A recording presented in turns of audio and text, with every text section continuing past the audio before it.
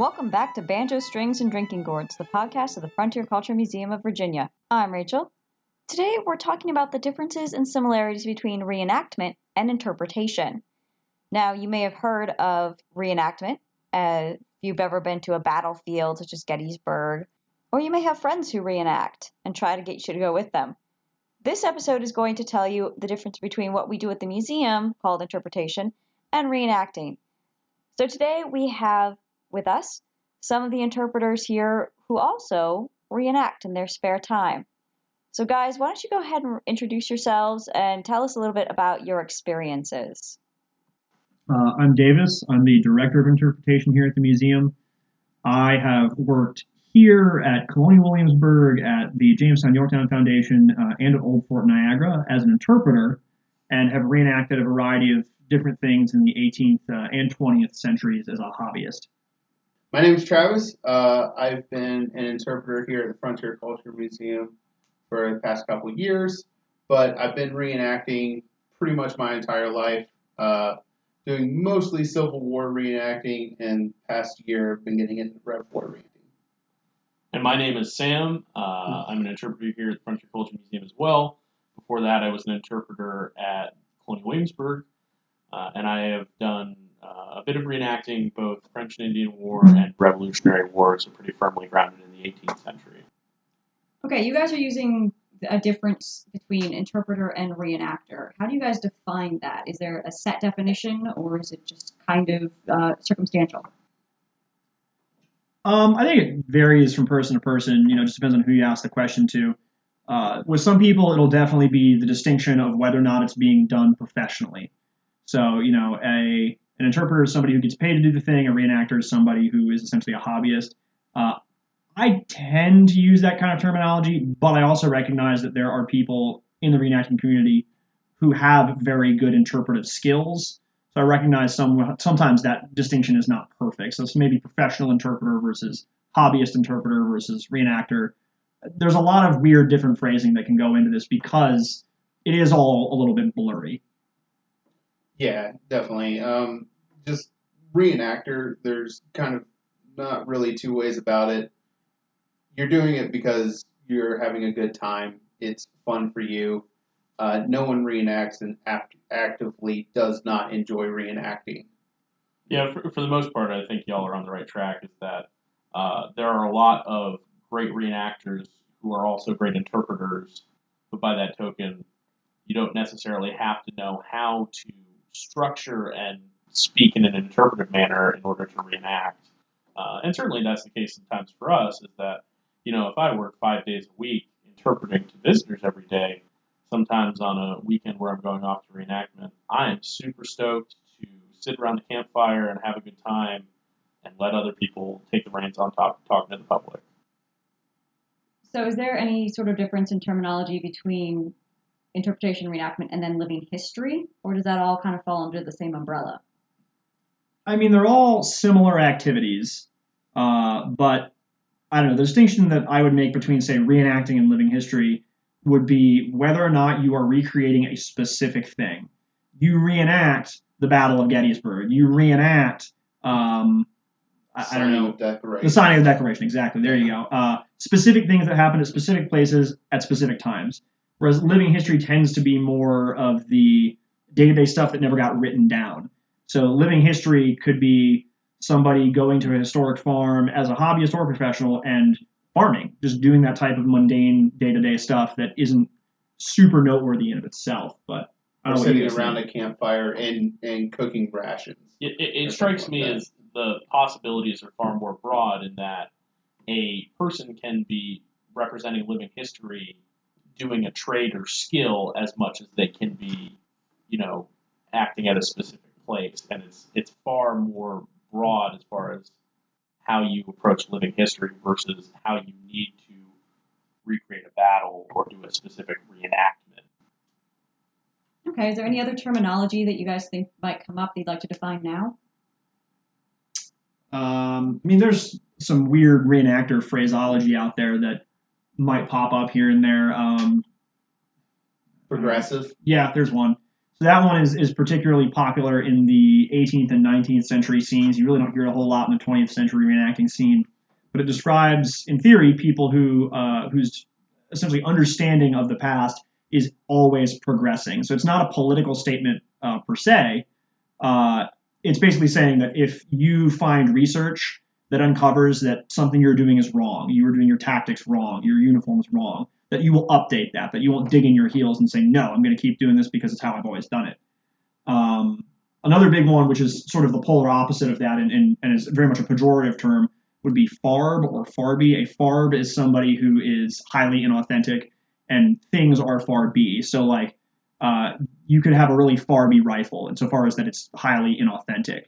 But the individual carrying the farby rifle is a farb. So it's sort of a noun versus adjective type situation, right? It's just one of those easier words that it gets thrown around a lot, and it's not always necessarily done in the best way, but it's far easier to say, I think that's kind of farby, than to say, I really think that the shape of your coat and its cut is not necessarily accurate to the mid-1770s. It just becomes an easier phraseology, and it maybe gets overused. But yeah, in general, I think we tend to, as reenactors, apply phrases or names to things. Even with progressive, people say campaigner as well, as if it implies that your gear is appropriate to be going on campaign, and the way that you act in a camp is very much in the same way that they did in the period.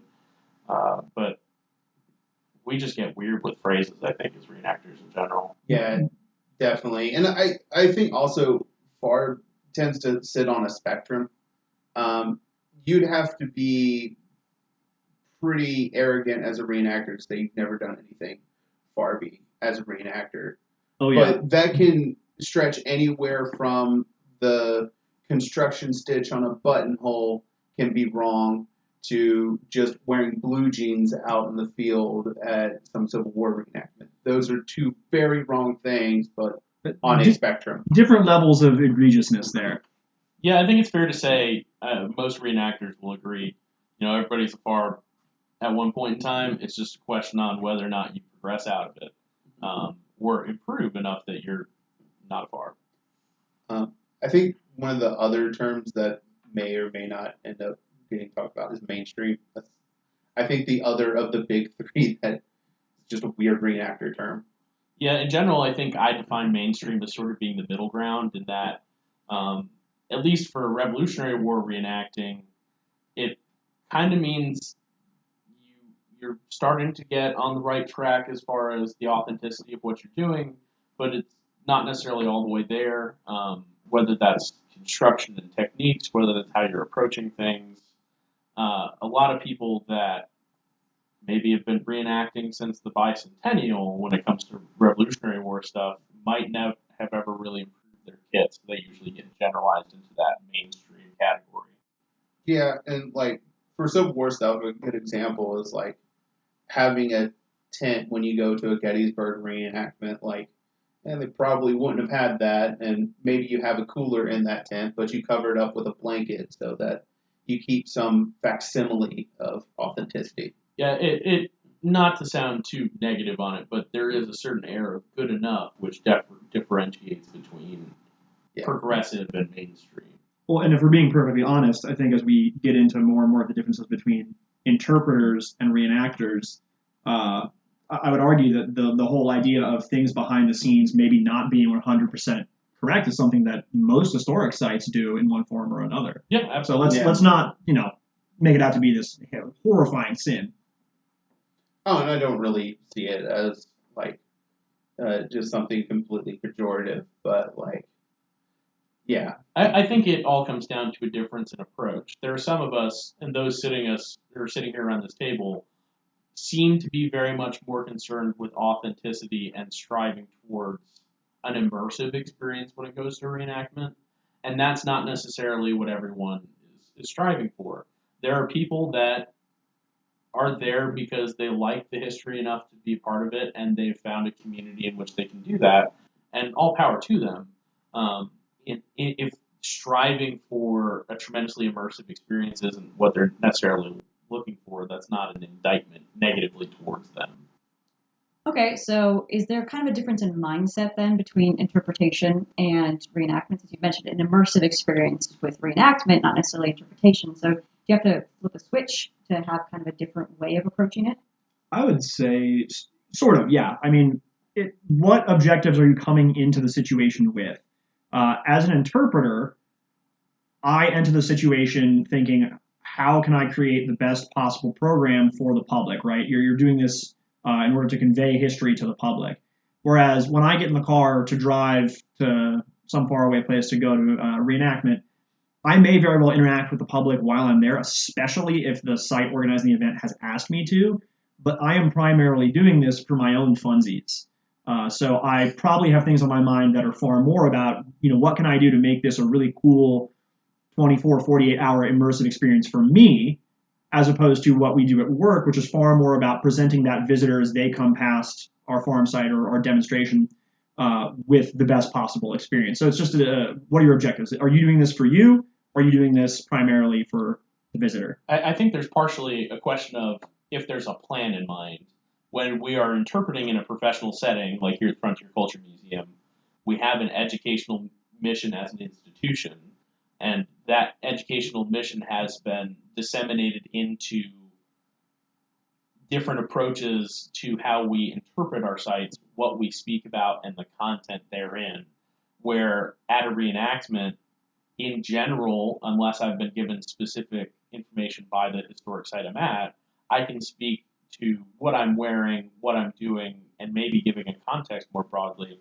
But I'm not necessarily privy to or actively working towards the educational mission of that institution on that day, unless they're asking me to. But it's a very different sort of thing in that the what you're trying to convey might be for a reenactor more surface level as far as what I'm wearing and what I'm doing, rather than why it matters. Which I think, at least here at the Frontier Culture Museum, we come back to the thematic element of why what we're saying matters and why what we're showing ties into the rest of what we're doing here at the museum. Yeah, I think context is probably one of the biggest differences between the two.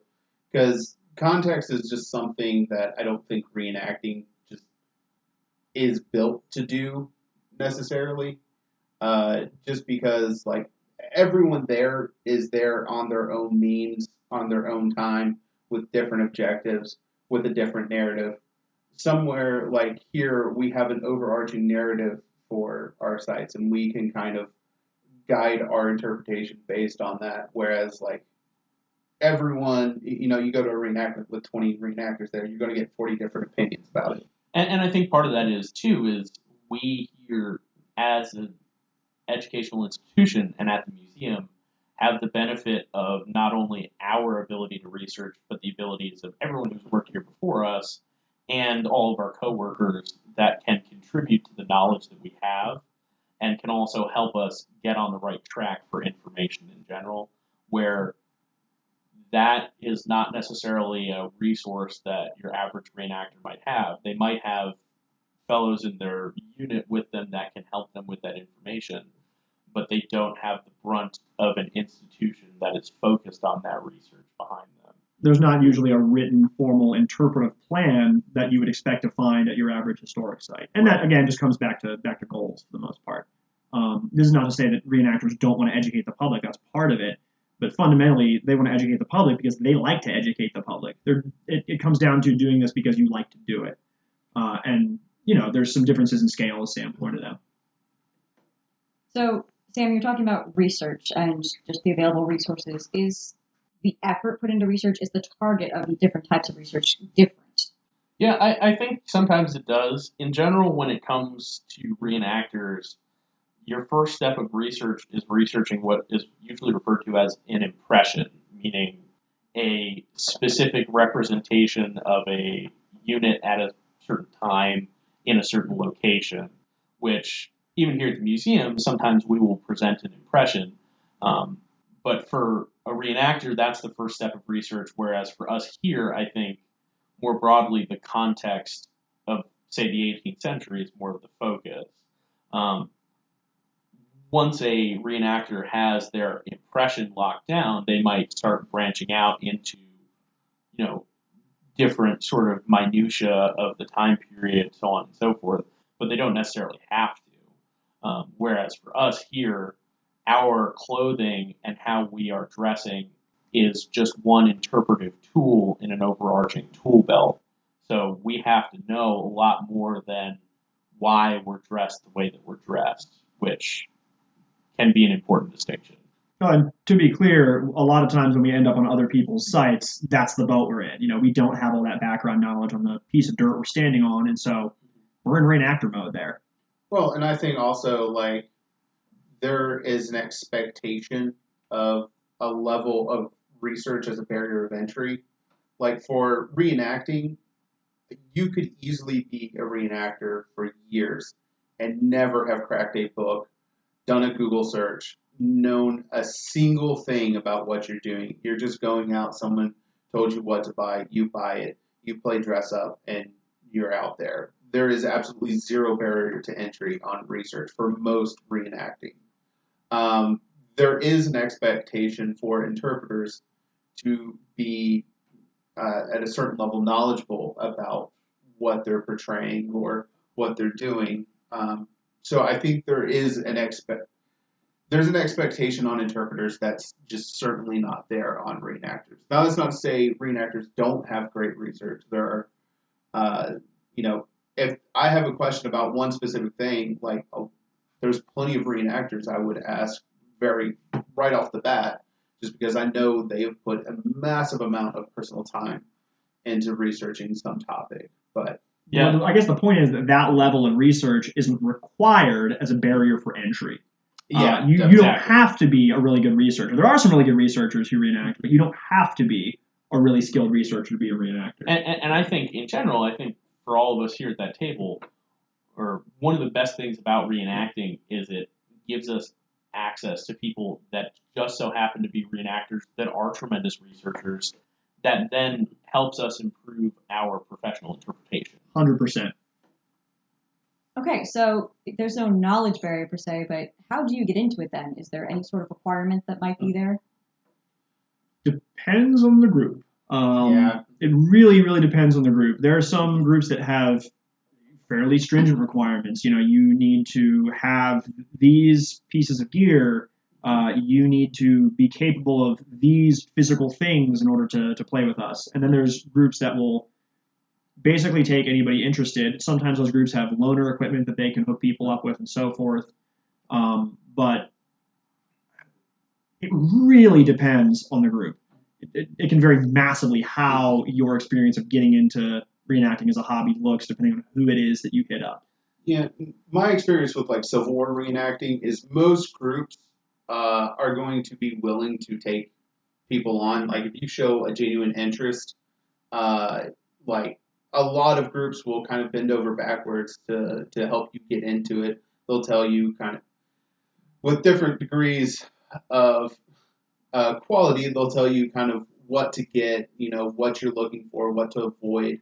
And most groups will have some level of loaner gear, because probably one of the singular biggest barriers of entry to reenacting is just financial. Depending on the level of authenticity you want to get, and if you are qualified or capable of constructing some of the garments or equipment yourself, the biggest barrier is going to be just buying it. Yeah, I think more so than any other time for reenacting in history, this is the time, because of social media, where reenacting is the most accessible thing. I can express interest and start the process of joining a unit within 10 minutes on Facebook if I really want to. And it's very much just going to the people and expressing the interest. When it comes to a lot of the really great units out there, y'all are right, they have loaner gear. The other thing is that some of the really good ones now have made the process of joining a unit almost robotic, in that they have systems in place to get you gear and get it fitted and help you along that process, that it isn't necessarily just you need to put $2,000 on the table for a musket and equipment. That being said, you can also do things on your own today with the amount of research that's out there, far more so than you could do in the past. When it comes to some of the Revolutionary War reenacting that we do, very commonly the progressive reenactors will put together usually what's referred to as a composite company or a model company for the event. So if you have very common articles of clothing like a hunting shirt, pair of trousers, and a musket, you can join essentially a one-off group for a one-off reenactment and do that consistently, which I think is something that social media has allowed people to do a lot more. You also have groups like Liberty Rifles, which they end up doing kind of more specific impressions at their kind of events, but they do things called group buys, which is just like they start trying to apply an economy of scale to buying something. So it may be very expensive to buy a jacket if you're buying it by yourself, but if you're the whole group ends up buying 100 of them, well, you just reduce the cost overall, so everyone kind of gets a deal. Yeah, it's one of those things that money is always a problem. Money's a problem in life in general, but more so than ever before, I think money is less of a problem in reenacting because there are so many possibilities on ways to reduce the cost. So the big barrier for entry, I would think in general, is just the willingness to say, hey, I'm interested. Well, it's worth mentioning, too, that, we haven't really talked about the difference between civilian and military reenacting, but if you do civilian stuff, you don't have to buy a gun. Right. And guns are expensive. So if you want to do something civilian, it can be a lot cheaper. Yeah. What are the differences between the military focus, which is what most people think of when they hear reenactor, and civilian? What are the kind of the difference in roles that are available? So in general, the hobbyist scene is far more geared around the military stuff, as you mentioned, and there's a couple of reasons for that. One of the biggest ones is that you don't need a massive amount of infrastructure surrounding a military reenactment. You can take 100 people, stick them in a field somewhere with some tentage and so forth, and have yourself a fairly accurate representation of some type of historic camp. You can do historically accurate things with only the equipment that you can carry in on your back. Whether you're a woman portraying a laundress or one of the soldiers or you name it. But when you want to portray a blacksmith, you kind of need a forge. If you want to be a farmer, you kind of need a farm. So it is while putting together the impression of a farmer, the clothes and so forth might be cheap. Finding places to go be a farmer as a reenactor can be a lot more difficult than, say, showing up at a big open field somewhere as a soldier type and doing some shooting. Yeah, infrastructure is probably one of the bigger barriers, and you don't just roll up to a field one weekend and decide you want to farm it. Like that usually requires a lot more time and effort into it. But also, I feel like if you're in it for a hobbyist, there's a reason why people still like just cheap action movies. I think that just speaks to a lot of reenactors in some ways. At least it does to me. I know it doesn't to everyone, but shooting guns is fun. Shooting guns is definitely fun. At least personally, I'm perfectly happy when I'm on the clock to work in the field. Not necessarily something that would really float my boat to do on my own time. Though we do have people even who volunteer at the museum that are super stoked to help us harvesting wheat or whatever the case may be, and we're very happy to have them. Well, and they're kind of in the opposite boat. They've been doing shoot 'em up for so long that it's gotten a little bit old hat to them. And so to them, the prospect of getting to come out and be that farmer and have the farm, have the infrastructure to do that is very appealing. Yeah, which is neat. We're very happy to help them, beat their swords into plowshares. But it is a very strange thing is that it is definitely more difficult to be a civilian reenactor. And that's the thing we should touch on is there are ways even at a military reenactment to act as a civilian. When you talk about camp followers and the roles that women were filling in the Revolutionary War in particular, which was very important, but there are also sutlers, people following the army. So there are possibilities to do a civilian role in a military context, which is starting to get a little bit hairy, but it is something you can do. Yeah, and most or a lot of reenacting, or at least that I've experienced, 18th and 19th century stuff. There's mechanisms that they have to incorporate, families and kids and just civilians in general. Um, Even if it's not necessarily the most accurate, like historically accurate thing, a lot of groups will still at a Civil War event, probably don't have a lot of tents and your family with you, but most of the time at bigger events, they'll still come. Yeah. Now, the place that's really going to nosedive is when you move from the 18th and 19th century scenes into the 20th century scene, especially when it comes to roles for kids to play. There are now a couple of really great groups out there doing, women's land army impressions for World War II or women's Air Corps and stuff like that. So there's definitely places for women to get involved. But when you think about what are the historically accurate roles for a child at a World War I or a World War II reenactment, there's not many that people want to actually recreate. It starts getting really uncomfortable really fast. So generally speaking, those more modern time periods are the least family friendly. Do you find, with regard to the 20th century, that there's any sort of kickback about it's too soon, we shouldn't actually reenact something that has happened in the recent past, in recent memory? That's the way I've always felt, and I'm probably the minority in the opinion on this. But for me personally, I'm uncomfortable with reenacting anything where there's a possibility of meeting a person who actually fought in the conflict, which I guess now, based on my own rule, World War One is starting to be okay, but 19th century doesn't really, or 20th century doesn't really float my boat. But yeah, I'm not super stoked about it if the people are still living.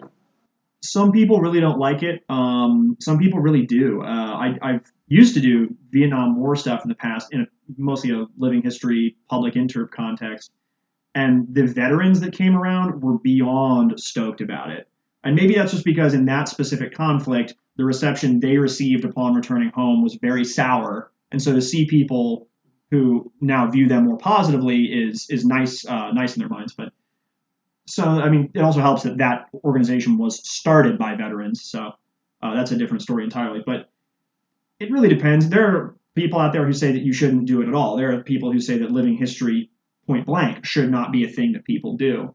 So, it just comes down to if you're going to do it, be careful how you do it. Try to contextualize it. And especially if there are living people who lived through it, include them. Make them part of the equation.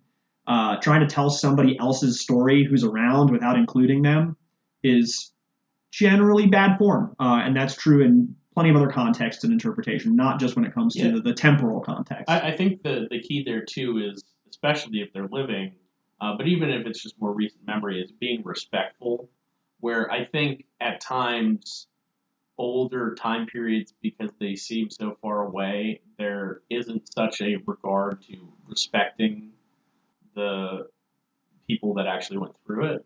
But I think, particularly when it comes to doing more modern stuff, the respectfulness of the men that and women, but the people who were involved and potentially fought and died in that conflict needs to be a bit more paramount.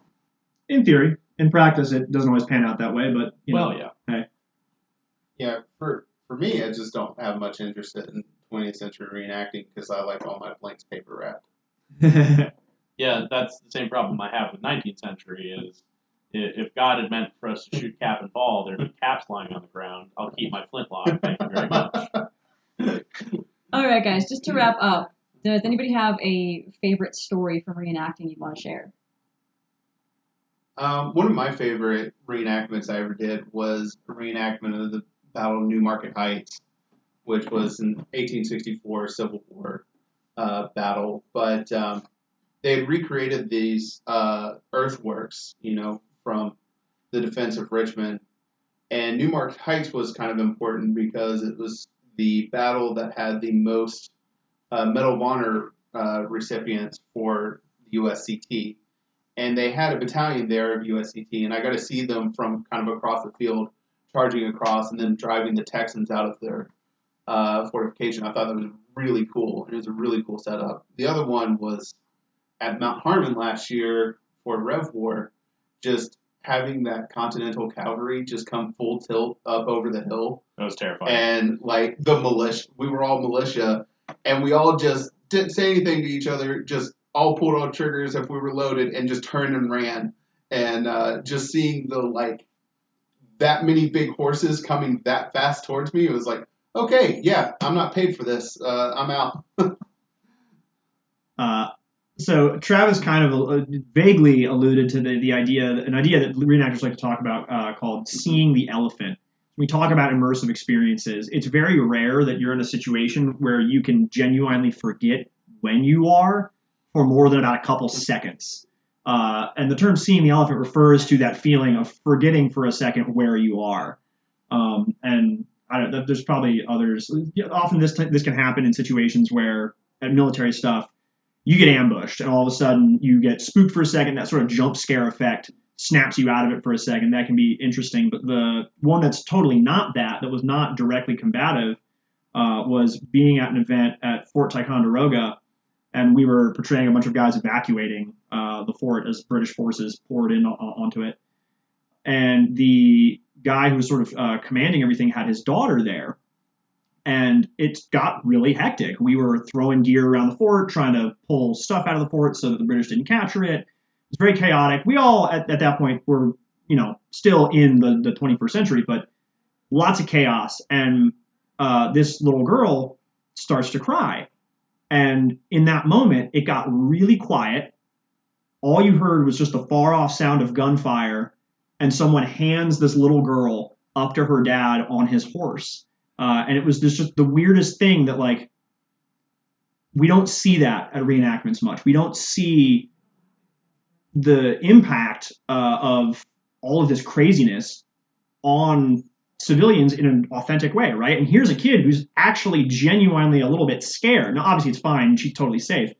But for a second there, she didn't know that. And weirdly enough, that situation kind of gave us a glimpse into something that you often don't get to see at a reenactment. You don't get to see in that sort of sterilized environment. Yeah, I think that's kind of the thing for me too, is I look for those moments. Sometimes it's just that I can't tell that I'm in the 21st century anymore, and sometimes it's just that the moments gave me great feelings. And to a certain extent, it's also sort of that fear of missing out. The one thing that always grinds my gears is when I don't go to an event and I see just really great pictures or really great video on the Monday morning and say, dang, I really wish I was there. You went to that Trenton a few years ago where they were reading Thomas Paine's The Crisis in just an utter deluge of snow. I forgot about that. And it feels like that was one of those moments where we've had a few at the Battle of Monmouth a few years ago when we did that march, when we crested a hill and went down through an orchard into a cornfield. For a second there, I didn't know where I was at, and it felt so genuine.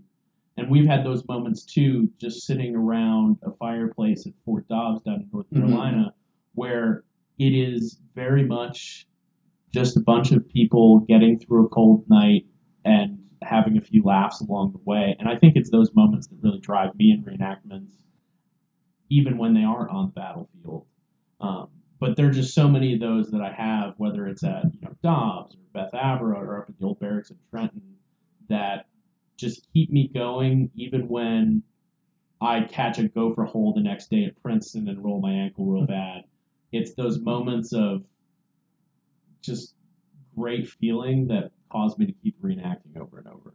Yeah, and there's I definitely get that, like having just this really like powerful feelings about things. Like I usually go up and do a living history with a group on the Gettysburg battlefield at the base of Culp's Hill, Spangler Spring, and like we're there for the whole weekend, and so like at nights there's no lights in Gettysburg on the battlefield because like the public's not allowed there.